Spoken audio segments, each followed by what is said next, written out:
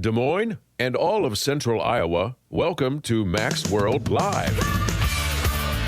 Mac's World is your world. Every day we talk about the issues and topics that matter most to you. And as always, it's your voice we want to hear in Mac's World. So join the conversation by calling 515-244-0077. And now, here's the host of Mac's World Live, J. Michael McCoy. Okay, 7 minutes after the hour on the 10th day of December in the Lord's year 2015. You may be listening to this program on a date other than the 10th of December. I don't really think we're going to get into anything that's timely. Well, maybe a little bit on the refugees. But as we approach the holidays, there are going to be more shows that are not done live. Call me whatever you want. I'm not going to work. Old fashioned. I'm just not going to work throughout the holidays. You know, we got Thursday and Friday is Christmas Eve and Christmas Day, and then we have New Year's Eve on Thursday and Friday, and so we will not have live shows those Thursday, Fridays. Obviously, not on Saturday, Sunday. So, you know, feel if you want to come in and do a show in Mac's World, you get Chris's okay. You can come in and do a live show on Christmas Day. I don't care. I am at home with my grandchildren and my puppies, and we are playing, hopefully, in several feet of snow. But who knows? We need snow. We do need snow, don't we?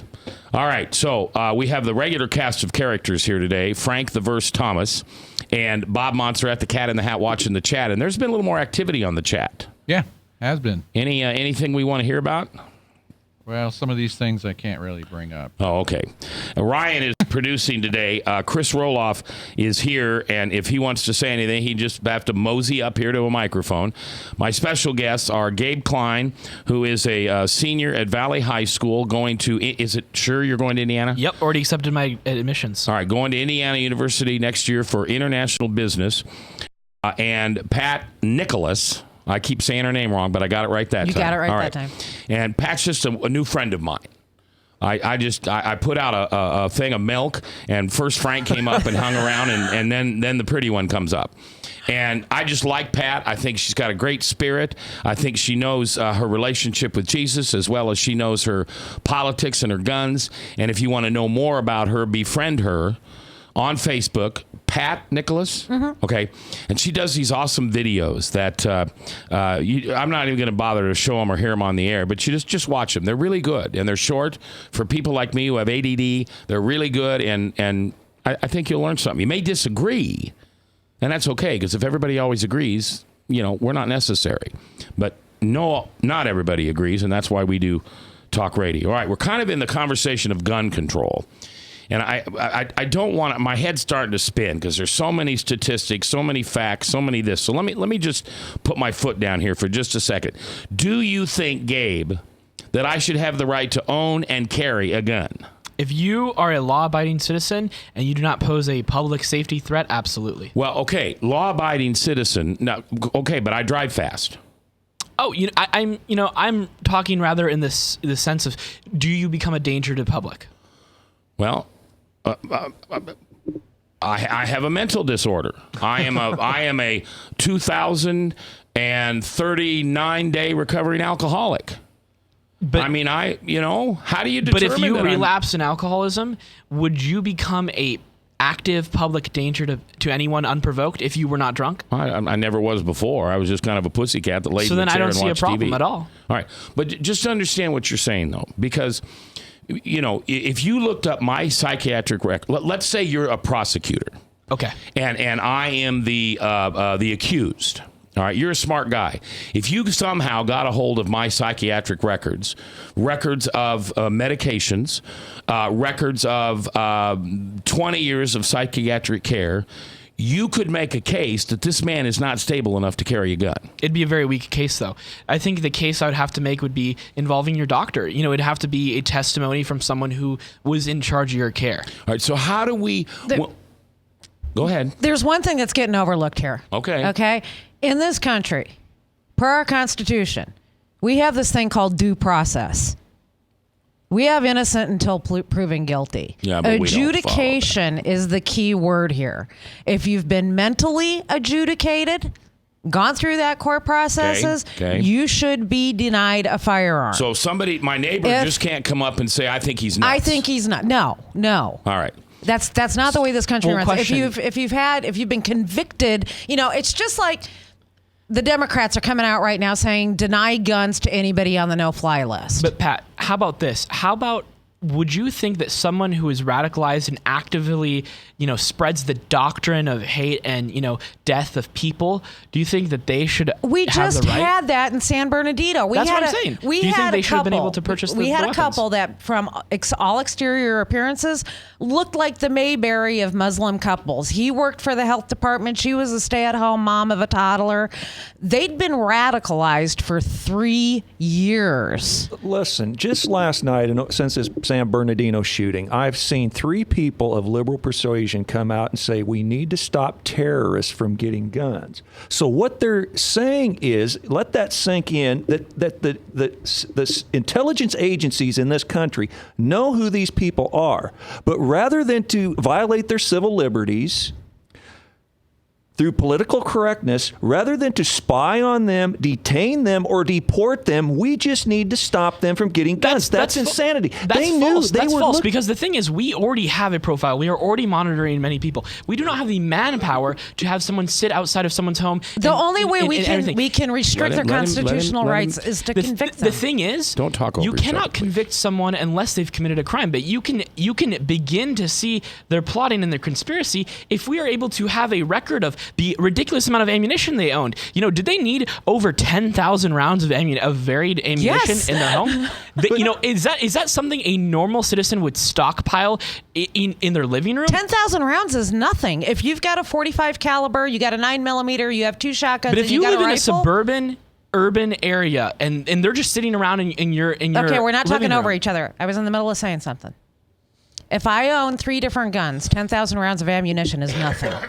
Especially if I'm practicing the way gun control advocates want me to practice. That's right. But these 2 individuals were looked at by some agency. They got caught up in the net of the NSA spy program of monitoring phone calls, and these people were being looked at, but they didn't see anything, so they dropped the investigation. What I'm saying is, if we know who these sleeper cells are in this country, why aren't we doing something about it? But the liberals are saying, no, just stop them from getting guns. We do not have, active information on all these sleeper cells. The thing that is really unique about this case is that we are still finding out about the radicalization. We did not know hours or even a day afterwards we still don't even know who radicalized them. We still do not know, were they involved directly with ISIS? Where did that $28,000 come from? There was no investigation that took place and then got dropped because of privacy rights. Those privacy rights have all been, kind of granted away by the Patriot Act. An authority has the right to go further than your classic privacy rights. What it boils down to is, do you think we should deny the constitutional rights of any American citizen without due process? In exceptional circumstances for exceptional things, I absolutely believe that it's necessary. Okay, all right. We're going to put a cherry on this, because then we're going to take a break and we're going to move on to a different topic. Here's the thing that I think's hilarious. Well, hilarious is the wrong word. Here's the thing that I think is just unbelievable about this San Bernardino case. And you guys are doing a great job. I feel like I'm watching Fox and CNN here. You're doing a great job. But how about this basic, simple thing?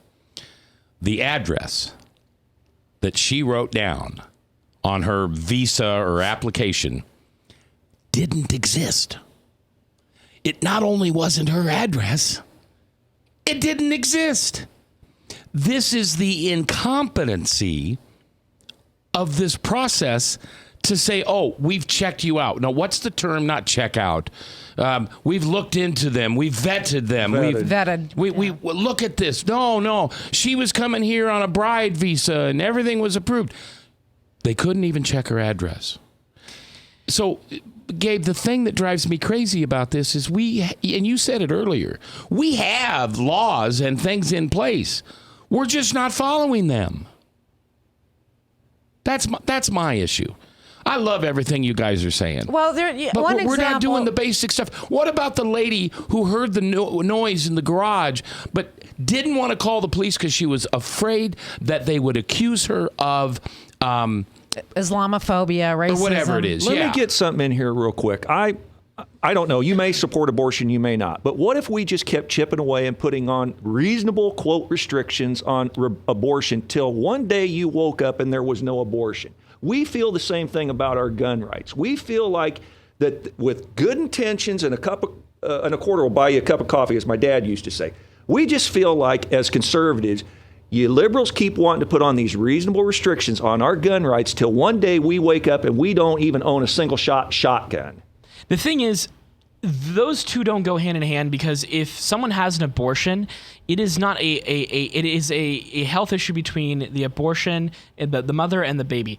When we're talking about gun rights, we're talking about the safety of every citizen. You know, it is a fact that since 9/11, more people have died in mass shootings in America than people died previously in all wars and currently today in more wars. Yeah, I'm sorry. I love you, buddy, but that's not a true fact. No. That's okay.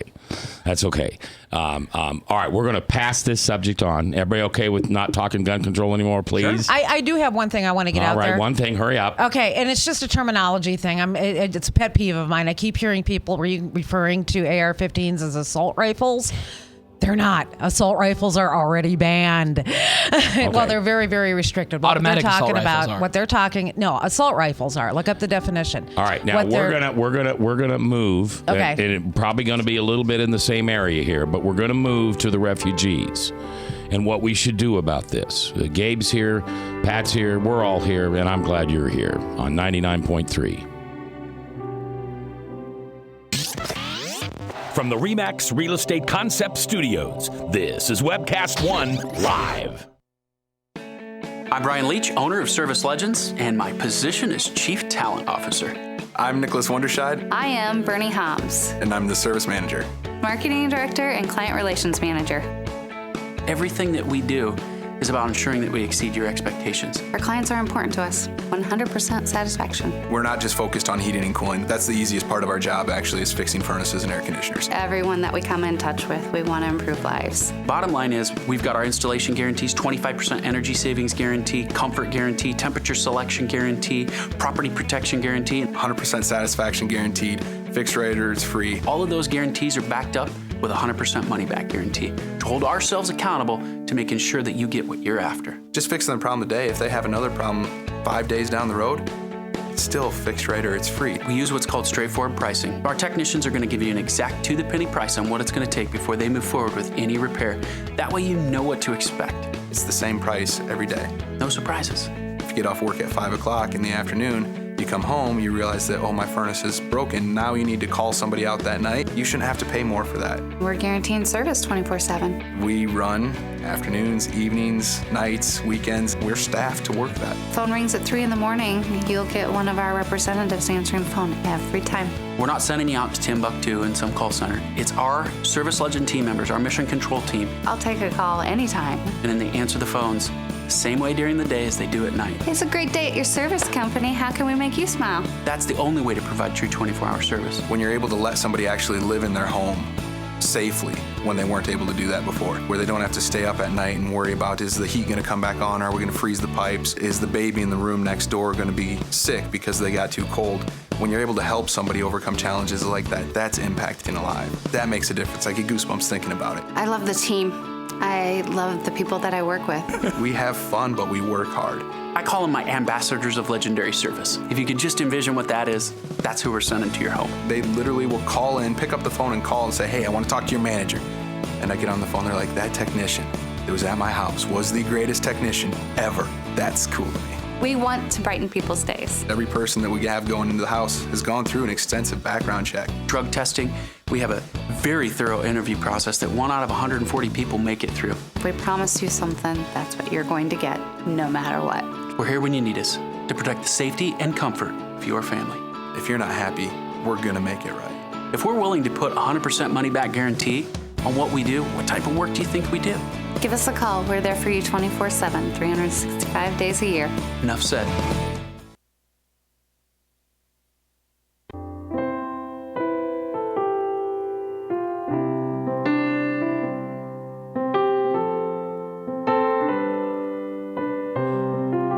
It is the 10th day of December in the Lord's year 2015. And for those of you paying attention or just didn't notice yet, we started our Christmas music today. Those of you listening have, we call it bumper music, and it's music that plays as we're going into a commercial break and out of a commercial break. And this is all this is all Christmas music, and this is Nathan Thomas's album, right? So this is the worship leader from Berean Assembly out in Pleasant Hill, and he makes these CDs, and if you want one, you can get one from him. He's got all the great songs there, and it's all instrumental. So as you're opening presents with the kids and the grandkids, and you just want a CD playing music in the background, it'd be a great one to get. You can get him on Facebook, Nathan Thomas. He's at Berean Assembly in Pleasant Hill.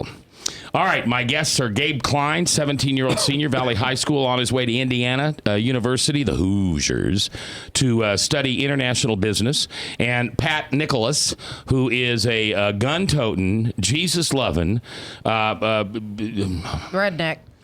Are you a redneck? I'm a redneck. Are you really? I own an off-grid cabin. That makes me a redneck. You own an off-grid cabin? I do.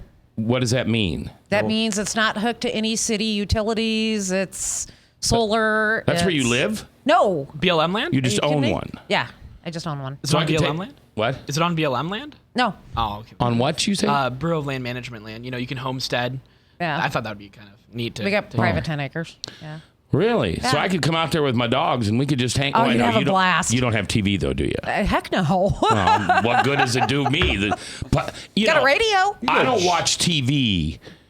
It's my Picasso that likes to watch TV. I've never take him anywhere where he couldn't have TV. It's not me. You got generators, don't you? We have a generator, but we don't use it that much. We use the solar.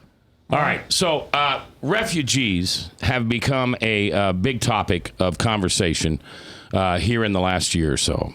However you want to get there, I would tell you that the reason we have the mess that we have in the Middle East is because the current administration decided it would be more popular to lie to people and tell them that the war in the Middle East was a horrible thing and it's not going to impact America and it's only over greed and oil, and we're going to end this war and we're going to send our troops home.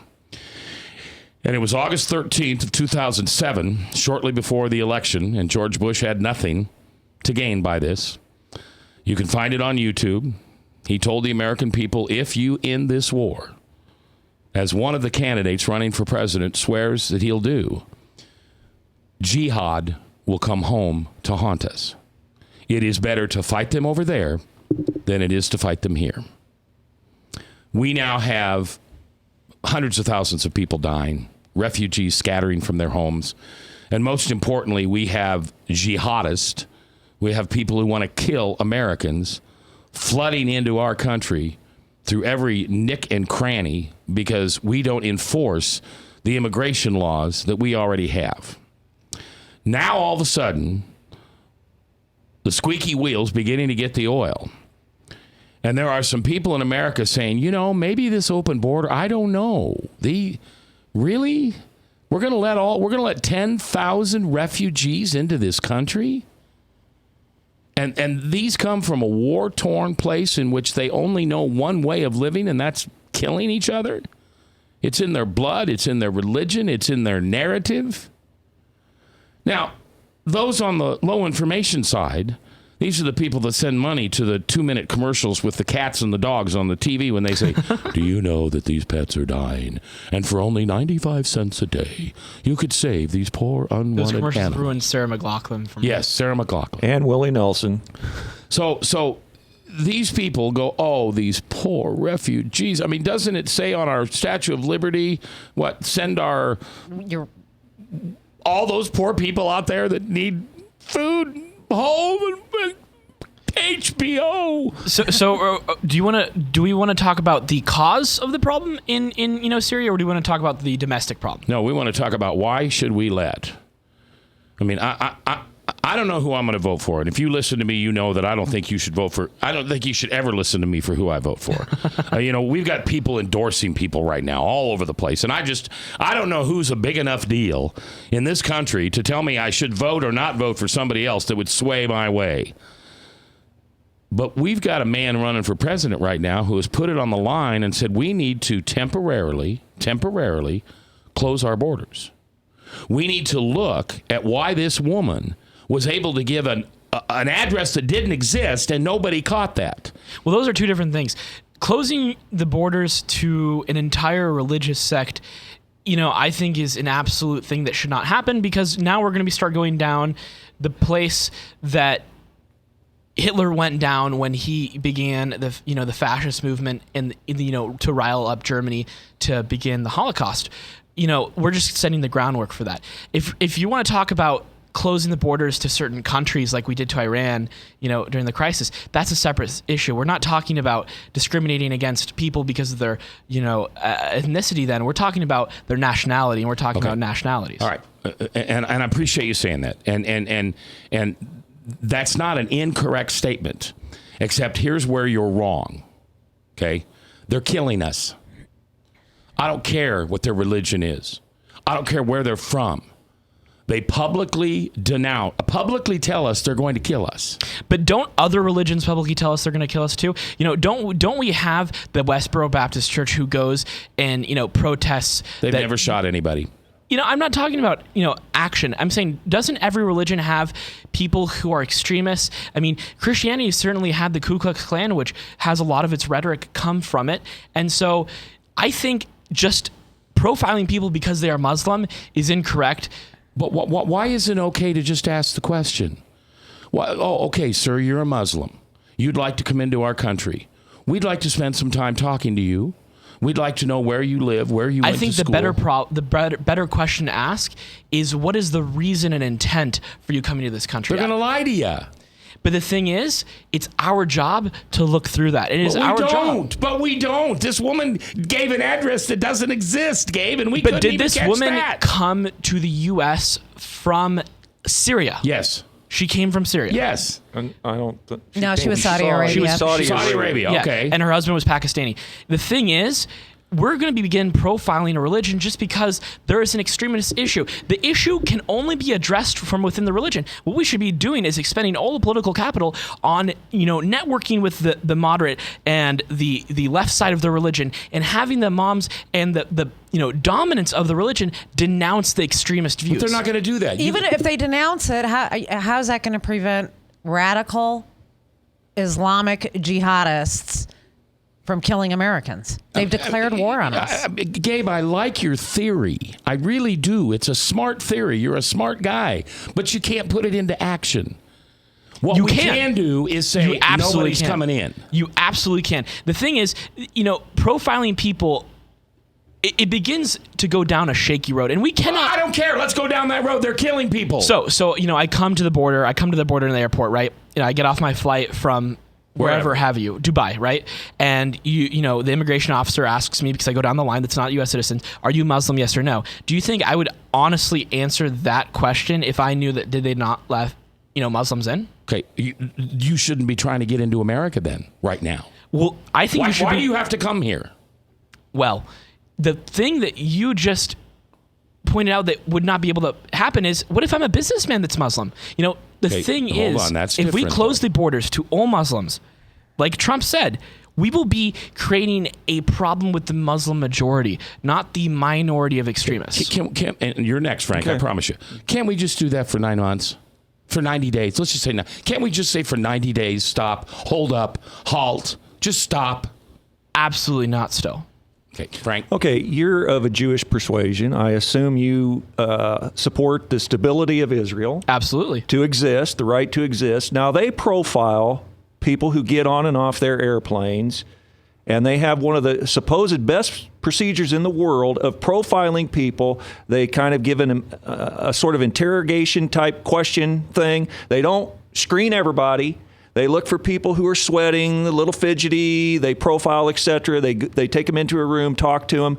They haven't had no airplanes blow up over their country. They've been pretty successful at it.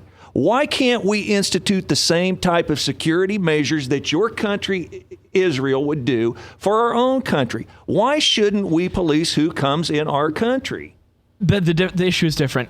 banning Muslims is nothing they've ever done. What they do is the profiling and the selective security, which I understand agree with. that. And the reason we cannot do that is because of the same rights that you defend for your reasoning that we cannot begin to control ammunition. It's the rights and the privacy rights that are guaranteed within the Constitution. And so you would have to, as a citizen, answer to me why we will be giving up certain rights for certain people in an exceptional circumstance, which I think would be absolutely, necessary. But why would we be giving up constitutional rights for certain people and then saying to, the public as a whole, they matter more than us? Gabe, this is not a rhetorical question because I don't know my Constitution by heart and I don't have one in my back pocket. But is there something in the Constitution that protects illegal immigrants? Bingo. There is something in the Constitution that protects people from having the law applied to them because of their religion or ethnicity. Unless we find out that religion's trying to kill us. That's different, though. We're talking about the religion in itself, and those protections exist. You have the protection to not be persecuted or harassed by police for being Christian, and that protection exists to any American, regardless of their religion, within our borders and within our country. Okay, but these people are trying to kill us. We are at war with them 15,000 miles away. Why would we, in heaven's name, let them come over here? To me, that's common sense. Everything you say is true. You're a smart guy. But it doesn't make logical sense right now that these people that are trying to kill us over there, we'd let them come over here so they could kill us here. But the difference is, in Israel, the problem they were having was in the early 2000s, they were having suicide bombers enter Jerusalem. They were having people, shoot, people in public. Kind of the similar situation they're having right now with the knifing attacks. And the procedures they put in place were to prevent hijacking of airplanes and to protect public safety from these types of attacks. In no way was it able to kind of filter out the extremist sleeper cells. And, that's kind of what you're seeing today with the knife attacks in Jerusalem, that they weren't able to do that.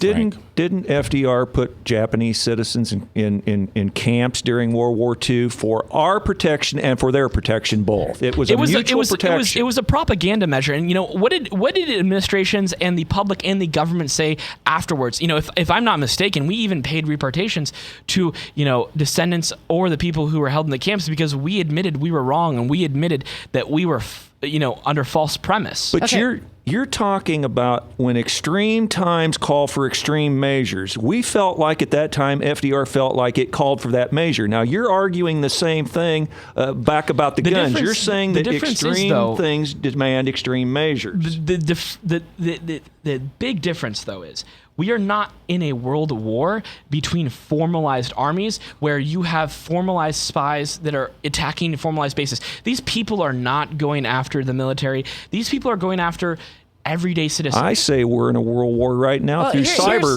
fighting. So we should put all Muslims in an internment camp?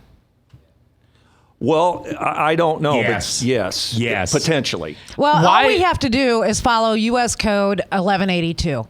All right, there's already a law on this. I'm going to read it to you real quick. Suspension of entry or imposition of restriction by president.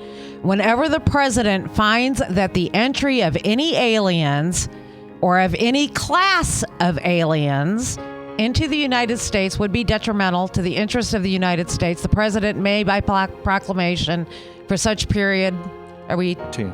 Okay, we're going to take a break. We'll let you read the rest of that when we come back. All right.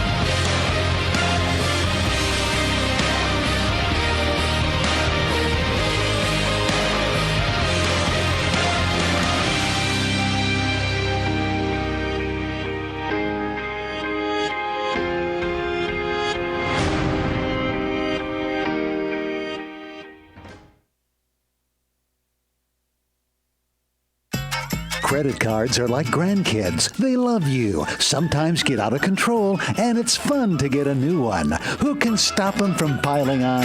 Hi, I'm Tom Coates with Consumer Credit of Des Moines. At the end of the day, you can return the grandkids, but you're stuck paying off bad credit card debt. We'll help you put the fun back into using credit cards responsibly. Right, kids? Yeah! If you need help getting credit cards off your back, call Consumer Credit of Des Moines. Hi, my name is David Burrier, your Hope Coach. I host a live weekly talk show called I've Been There every Thursday afternoon at 5:30, right here on webcast1live.com, and on my weekly radio program Saturday mornings at 10 on Truth Network 99.3 FM. I interview common everyday people who have survived incredible life challenges and who testify to God's faithfulness in the midst of their storms. So join me as we bring a message of hope and encouragement. Everybody needs hope. I know, because I've been there.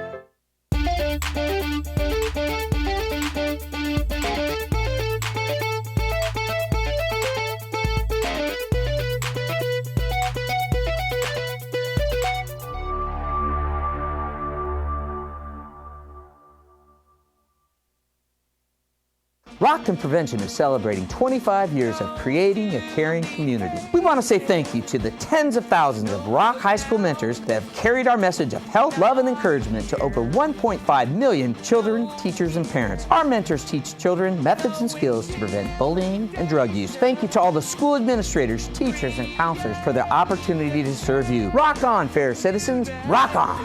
This is Pat McManus for Rock and Prevention, the Richard O. Jacobson Foundation, and this station.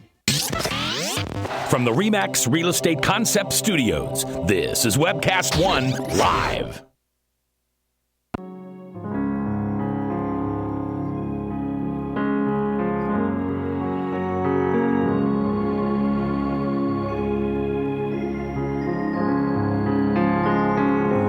Minutes before the top of the hour, Salem Radio Network news at the top, and then Hank, the Bible Answer Man. 1-888-ASK-HANK. I always tell you this time of the day that you should call in, and I ran into somebody the other day at church who tried to get in, and the lines were always busy, and I said, what time did you start calling?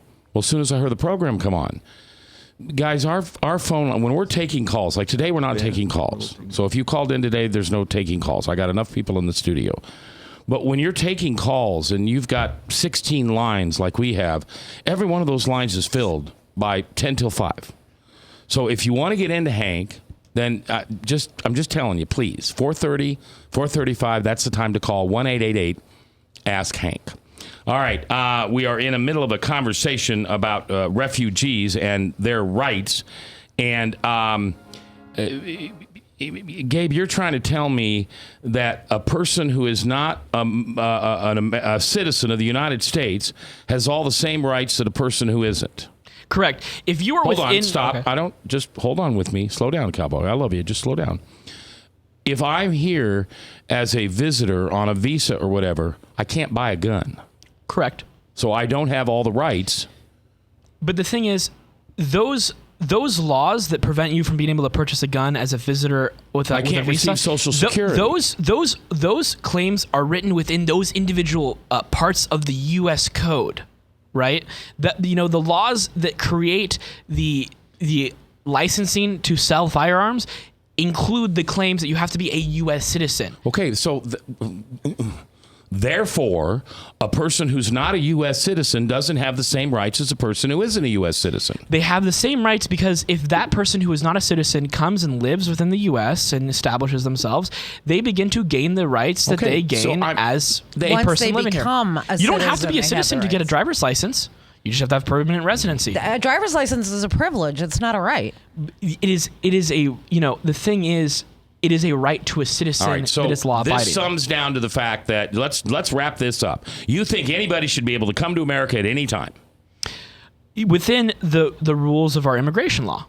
Okay, so if the immigration laws that are not being followed now, if the immigration laws that are in place now are not being followed, then none of these refugees should be able to come here because they can't come in based on the immigration laws of today. Because we were at war with their religion. If you're referring to the open border policy that Angela Merkel has established in Germany, you're right. No, I'm talking about America. Yeah, no, I'm saying you're right. They do not have the right to come under the same premises that they do to Germany. Okay. But they have the same right to apply to come to the U.S. I'm okay with the applying. process. I'm okay with applying. I just want to shut the borders for a while. And I want to take a big, deep breath. And I want to take a look at our processes.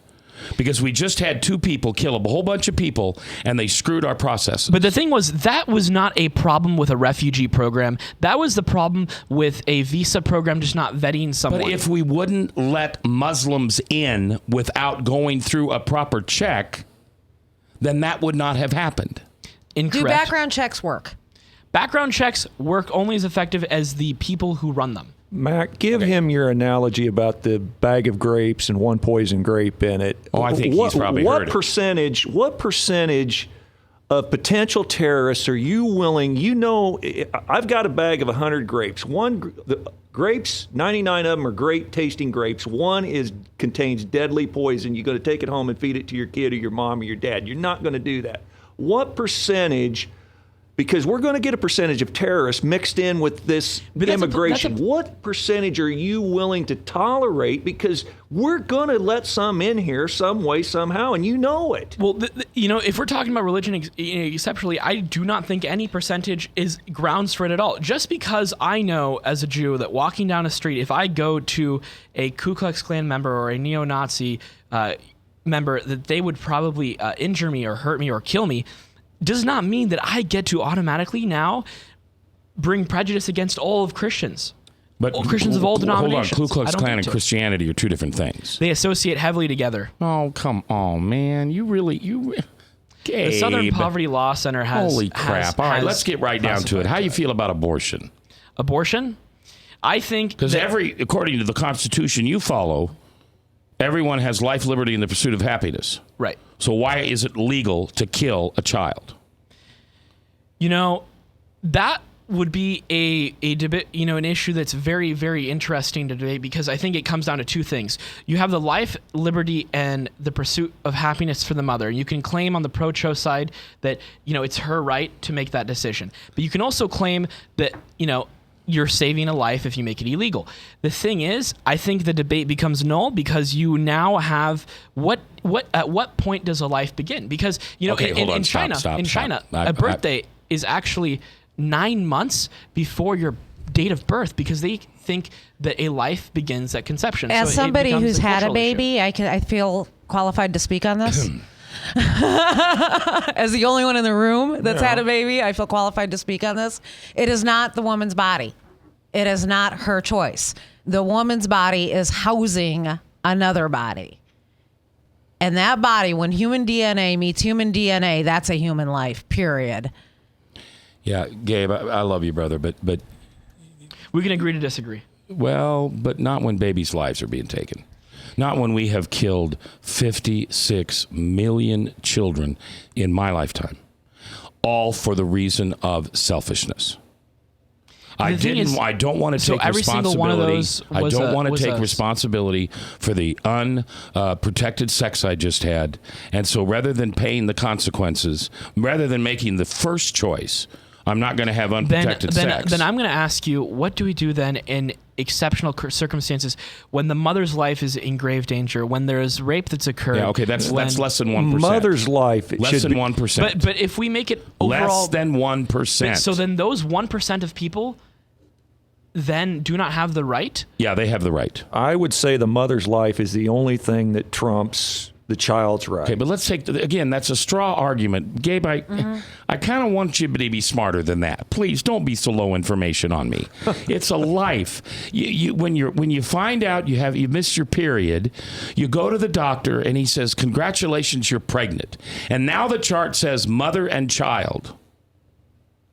Okay, it's a life. If you're going to value that Syrian life to come over here and maybe kill people, but we're not gonna, let you stop you from doing it.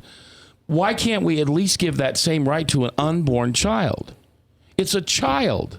Seriously. The thing that really gets overlooked, and I think it's already agree to disagree about at what point does it become a child that's conscionable, right? That would be aware that its life would be why does that matter? What I'm getting at is, if the baby was unintended, what life and dignity would it have growing up in a household where they would not have a good life? Gabe, that's how Hitler felt. Gabe, about the if Jews. they found, not quite. Oh, Hitler felt that you people were no good, and you shouldn't be around. And he was the worst human being that ever lived on the face of this earth, I think, because he decided one class of people But if a mother knows that she will neglect a child, or she is one. unable to provide for a then child, don't have sex. Go buy a rubber. Right? Fair enough. If our space exploration discovered one single cell on Mars, we would declare life on Mars, but yet there's a cell inside a woman that is not considered a life. You can't square those two. You can't square those two pegs. You can't square those two. That's just it's life or it isn't. But in our society, when does a life become subject to full rights? Doesn't that happen when we reach maturity? Well, let me tell you something. When does that gray line cross? If Pat is pregnant, lucky Steve, and she's driving down the road and she's heading to Planned Parenthood because she's going to abort that child, and I blow a stoplight and I hit Pat in her car and that baby dies, I'm tried for manslaughter. So our law says it's a person. Our laws say it's a person. Well, then what about the situation where an abortion would save the mother's life without question? I said that's okay. That's fine. I'm okay with that. That's fine. Well, I'm taking your win as at a life one step further, why is it when a woman who considers herself pro-choice but decides that she wants to be a mother, gets pregnant, why doesn't she say she's with fetus? All right, she says she's with child. Let's take a break. We're going to take our last break. We're coming back. I want to talk a little bit about this PC culture on the college campus, because you're obviously very tuned into that. I'm not. I haven't been on a college. Well, I guess I have been, but not as a student. We'll talk about that when we come back live here on The Truth.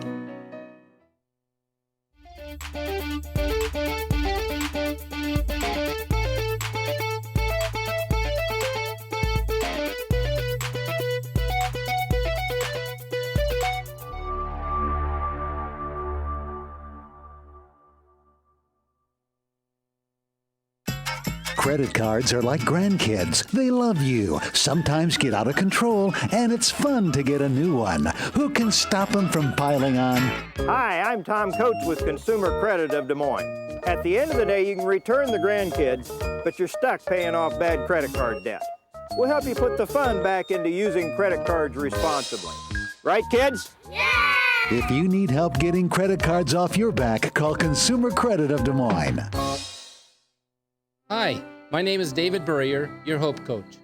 I host a live weekly talk show called I've Been There every Thursday afternoon at 5:30, right here on webcast1live.com, and on my weekly radio program Saturday mornings at 10 on Truth Network 99.3 FM. I interview common everyday people who have survived incredible life challenges and who testify to God's faithfulness in the midst of their storms. So join me as we bring a message of hope and encouragement. Everybody needs hope. I know, because I've been there. Rockton Prevention is celebrating 25 years of creating a caring community. We want to say thank you to the tens of thousands of Rock High School mentors that have carried our message of health, love, and encouragement to over 1.5 million children, teachers, and parents. Our mentors teach children methods and skills to prevent bullying and drug use. Thank you to all the school administrators, teachers, and counselors for their opportunity to serve you. Rock on, fair citizens, rock on! This is Pat McManus for Rock and Prevention, the Richard O. Jacobson Foundation, and this station. From the RE/MAX Real Estate Concept Studios, this is Webcast One. Hey, thanks, Ryan. 10 minutes before the top of the hour, Salem Radio Network News. See, we got Christmas bumper music. Can you hear that, Frank? Frank, will you sing along with the music? Keep it up. Yeah, Let's let's just not Frank. do that. Can't you sing? Not well. Not well? Oh, okay. Well, then that makes two of us at least. I suppose you can sing. I can't sing. Really? I can't sing. Bob, can you sing? In the shower? Yeah. Oh, okay. We can all Can you sing. sing? It's No? Okay. I'm that person you see driving down the road next to you going, singing to the radio, yeah. Okay, all right. We can all sing. It's whether it's good or not. Yep. All right, I want to talk a little bit. Gabe Klein is here, 17 years old, senior at Valley High School, going on to Indiana University to study international business. And you have chosen a college, but you looked. Absolutely. I mean, you just didn't take the first guy that says, I'll take your application. Right. All right. So my question is, something was said when we were off mic, and I don't know what it means. And you said trigger warnings or safety zones are complete horse hockey on college campuses. Right. Tell me, I don't know what that means. So an example of somewhere where a trigger warning has been demanded by students is, if we're talking about a legality class and, they begin talking about rape or rape, and this is in law school. There have been very, very radical groups of students that say that we cannot talk about rape or the more detailed, atrocious parts of a crime without giving a trigger warning every single time we discuss it. And a trigger warning is kind of like an announcer on TV might say, we want to tell you that the video we're about to show you is really bad and you may want to turn away. It's a disclosure. Yes, and it goes further because they demand a safe zone without punishment from choice to exclude themselves from whatever rhetoric, whether it be law or it's literature. Or so you couldn't flunk them. Exactly. Pardon me. I meant that is horse hockey. I meant disclaimer. When you say this, what I'm about to say doesn't reflect back on KTI or anyone else but J. Michael McCoy. You're giving a disclaimer. Right. That's what you're saying, a disclaimer. Right. And the thing that it really punishes is it punishes critical thinking and discourse, because what we're doing now is we're shielding people who are, adults, becoming adults, and we're telling them that adults will always protect you. Adults will always protect you. When you're in public and you feel uncomfortable about something, you have the right for full protection and to shut them out whenever you want. You do not have to build any skills to cope with things that you are uncomfortable with. Yeah. Yeah. All right. Yeah. Here's my example. So this is, 5, 6, 7 years ago, and the whole bullying thing is really coming to peak. And I'm sitting with my wife and my daughter and my grandmother and her mother and her sister and her. I mean, I'm in a bad place, Gabe. I'm in a room full of women, Norwegian women. Okay, and I'm listening to these guys talk about how you end bullying and all the laws that need. And I just look at them and say, why don't we just teach our children not to be offended? If we could teach our children to simply not be offended, sticks and stones may break my bones, but words may never hurt me. Is that kind of what you're saying? I don't want to put words absolutely. in your mouth. I think that, you cannot stop things from becoming offensive in society. That doesn't happen. Racism is another thing that they're wanting trigger warnings for. If we're talking about a literature that may be racist in tone, and, involving that literature would be educationally supportive to the course you're taking. Yeah. What's that famous Tom Sawyer? Tom Sawyer, absolutely. Yeah, isn't that book really being pushed by the progressives to be banned because they say that it's is racist? Exactly an example of what the trigger warning debate is wanting to happen. Is so if someone is in that class and wants to be, and says they're offended by the book and the context of the book, they don't have to read that book for the class and get graded on the book. And the thing is, the truth should be that everyone should be offended to an extent about the book in certain respects. Yeah. And that's the reason we're reading it. Yeah, right. I agree. But here's a problem, Gabe. We got in the media, we got a whole subculture of people who will be offended for you. Even if Bob doesn't find it offensive, you say something in here, and you'll get people come in here and say, well, even though Bob wasn't offended, I'm going to be offended for him. And that's what we got going on along with the offense. We got people who are making money off of being offended for you. How do we defeat this? And how do we get our college campuses? How do we reclaim our college campuses would be the question. The thing would be to end the protections for PC culture, right? We have students who are kind of taking colleges in coups, by gaining a message, the propagandic message, and in course taking over for the people who are teaching these classes who know more than them, and that's why they're in the colleges. A student made the decision to study African American culture. They made a decision to study law. They made a decision to study literature. And if they have to read, a book that includes a rape scene, so we can, talk about Kite Runner for an example of a book that would include something that would be included on a list for trigger warnings. they chose to engage in a subject that will bring these things before them. And they do not have the right as a student, and they do not have the ability to edit and censor a subject and make it their own. What about commencement addresses where people like Condoleezza Rice can't be heard on a college campus because it's shut down at Stanford or wherever it was? Right, because of her involvement with war crimes. Right. That's an example of what we cannot prevent in society that PC culture is destroying.